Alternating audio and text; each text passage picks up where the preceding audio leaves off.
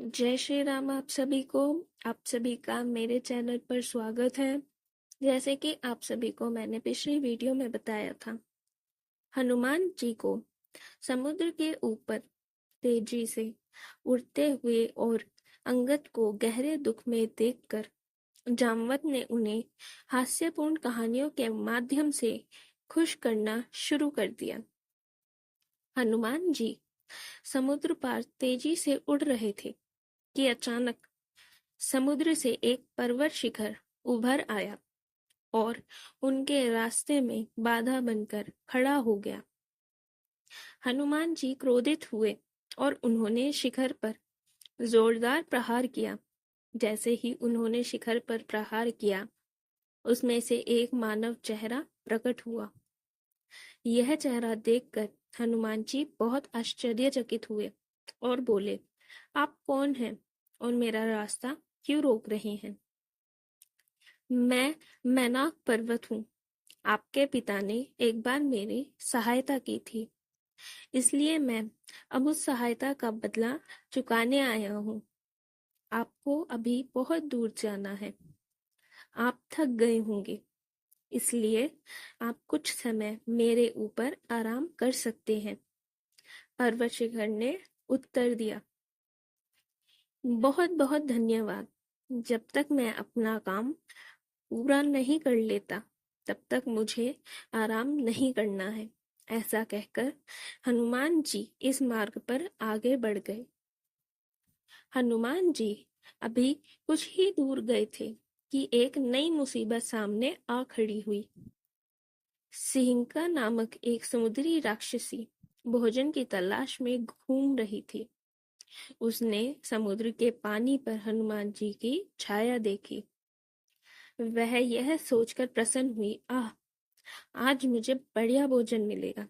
ऐसा सोचते हुए सिंगिका ने हनुमान जी की छाया पकड़ ली। परिणाम स्वरूप एक अजीब अदृश्य शक्ति ने हनुमान जी को अपने मुंह की ओर खींचना शुरू कर दिया।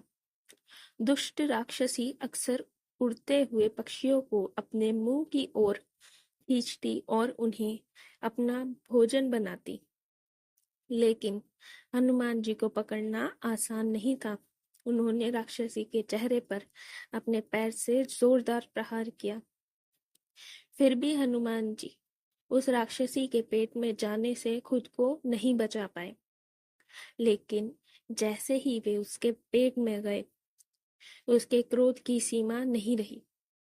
उन्होंने उसका पेट फाड़ दिया और सुरक्षित बाहर आ गए। जब हनुमान जी बाहर आए तो पाताल में रहने वाली सुरसा ने उनकी परीक्षा ली।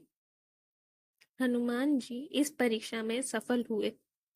फिर उन्होंने सुरसा को प्रणाम किया और उससे विदा लेते हुए कहा, माता, अब मैं आपसे विदा लेता हूँ। सुरसा ने हनुमान जी को आशीर्वाद दिया और कहा, हे हनुमान, देवताओं ने मुझे आपकी शक्ति और बुद्धि की परीक्षा लेने के लिए भेजा था। आप इस परीक्षा में शानदार ढंग से सफल हुए हैं। आप पराक्रम और प्रतिभा के धनी हैं, इसलिए आप राम जी द्वारा सौंपे गए सभी कार्यों को आसानी से पूरा कर लेंगे। ये शब्द कहकर सुरसा चली गई और हनुमान जी बिना किसी अन्य बाधा का सामना किए समुद्र पार करने में सक्षम हो गए। समुद्र पार करके हनुमान जी लंका पहुंचे। नगर के चारों ओर की चारदीवारी काफी ऊंची थी। यह सोने से बनी थी और इसमें तरह तरह के कीमती पत्थर जड़े हुए थे। समुद्र की लहरें इस दीवार पर चारों तरफ से प्रहार कर रही थी और नगर के द्वार पर भयंकर विशालकाय शरीर वाले राक्षस पहरा दे रहे थे। हनुमान जी ने रात के समय गुप्त तरीके से नगर में प्रवेश करने का निर्णय लिया ताकि पहरेदार उन्हें देख न सकें। उन्होंने राक्षस का रूप धारण कर लिया और लंका नगर में प्रवेश कर गए। नगर के लगभग सभी भागों में घूमने के बाद हनुमान जी एक किले की छत पर पहुंचे। इस किले की बुर्ज पर खड़े होकर उन्होंने नगर की भव्यता को देखा। अपने उद्देश्य के बारे में सोचते सोचते हनुमान जी गहरे विचारों में डूब गए। उन्होंने मन ही मन कहा, मैं इतने बड़े नगर में राम जी की पत्नी सीता जी को कैसे ढूंढ पाऊंगा।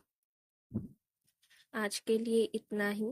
वीडियो अच्छी लगी हो तो वीडियो को लाइक कीजिए, शेयर कीजिए, कमेंट कीजिए। जय श्री राम। और वीडियोस के लिए चैनल को सब्सक्राइब कीजिए। Thank you for watching.